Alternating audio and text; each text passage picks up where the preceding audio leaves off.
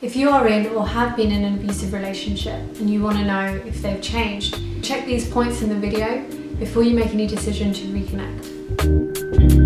Hi, I'm Chaitanya. Welcome to Truth by Psychology, where I share wisdom from Eastern psychology and Western psychology and topics in the area of mental health. If you haven't yet, then watch my previous video explaining inside the mind of an abuser, because this video mainly follows that. So I'm going to be highlighting 5 main points to see if an abuser has really changed. If they have, then they would have checked positively on these 5. So the first one is where change is actually evidenced and shown. Change in their behaviour actually needs to be seen and evidenced over time consistently. The individual is no longer abusing, no longer blaming, no longer gaslighting, no longer causing harm to others, and they are able to maintain stable and healthy relationships. In order to do this, they would have had to relearn how to be in relationships. They would have had to gain skills. They would have had to reflect. They would have had to take the time out to understand what are healthy boundaries in a relationship. And the second point is that they have deeply and honestly self-reflected. As Dr. Phil says, you can't change what you don't acknowledge. So if they have not been able to acknowledge what they've done, then they have not really been able to change their behaviour. So if they've been able to deeply and honestly self-reflect on their behaviour and the harm that is caused, then that is a starting point for change. They will need to be able to reflect on their own habits, the cause of their abusive behaviour, their own issues of control and power, their own issues of self-worth, and deeply reflect on the impact of themselves on others. And now the third point is genuine empathy. Genuine realization of the pain that they have caused to others. This is really looking at how other people feel and have felt as a result of their own behaviors. For some abusive individuals, their issues are so deeply entrenched that they may not actually really be able to feel empathy. And now this reflection and feeling bad for what they may have done is not about feeling sorry about them being caught. It's not the emotions and guilt around feeling like they have to answer to their own actions, feeling like they may be to blame.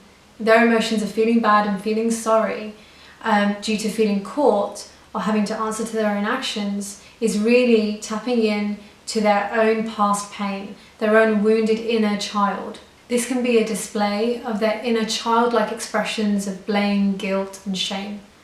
So we're not talking about that. We're talking about genuine reflection of the feelings of others, and feeling bad that they have caused the other person pain, and the emphasis on the other person's pain rather than their own guilt and shame. So the fourth point is being able to take responsibility for their actions.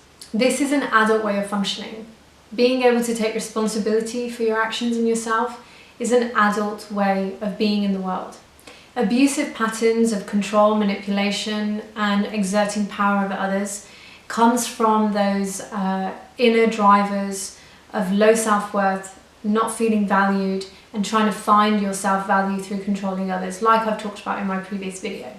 So when someone is experiencing an emotion in an excess, where there's excessive guilt or excessive blaming, then often that is actually due to the guilt and the shame that they feel from another event in the past. Now, in order to avoid these emotions, an abuser often then projects the blame onto others. So being able to take responsibility for their actions is a big step for an abuser or an ex-abuser. So being able to take responsibility for their actions shows maturity, it shows growth, it shows that they may have actually healed some of those internal wounds and reconstructed their inner parts of themselves where they're not functioning or dysfunctional in their functioning, that they're internally growing from their childlike state and their wounded place into a well-functioning adult.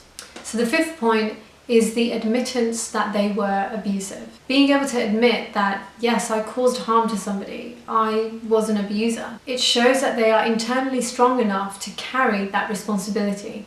The responsibility of their past actions and the impact it caused on others. Again, this is an adult way of functioning. Adults are able to take responsibility, but children often aren't able really to take responsibility. And in my previous video, I was explaining that abusers and their need to control and exert power comes from a very weak place internally. And often it is their internal neglected child self, their internal neglected emotional self that has not been validated as children. So when we have these emotional wounds, they remain subconsciously. And often we act from this place. And abusers act from this place when they don't feel internally strong. So they need to feel strong by exerting power over others. But if they have actually been able to reflect and take responsibility, it means that they probably have actually done the internal work to heal those wounds, those emotional wounds, and become internally a well-constructed functioning adult that is able to hold the responsibility of their actions. So thank you for watching. If you like this video, do give us a thumbs up and comment below with what you found interesting and any questions that you might have in relation to this topic. Do subscribe and hit the bell to be notified of my next videos, and hopefully I'll be doing more videos related to this topic and other issues in regards to mental well-being. Thank you, and I will see you soon.